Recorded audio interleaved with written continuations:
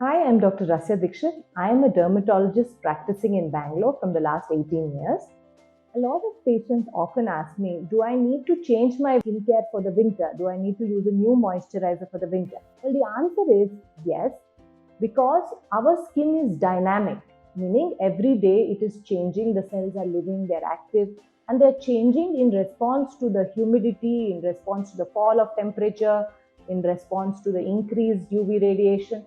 So in winter, normally most of the places become quite cold and dry. And because of this, you need to change both your moisturizer and sometimes even your face wash.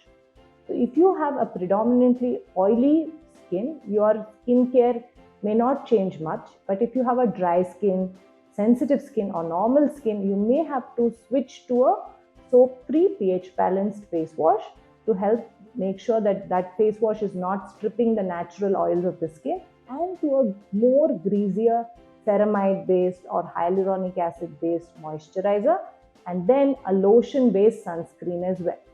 These changes will prevent the skin from getting more dehydrated and therefore prevent it from aging faster. I hope I have answered your question, and to know more on what products suit you best, speak to a dermatologist today.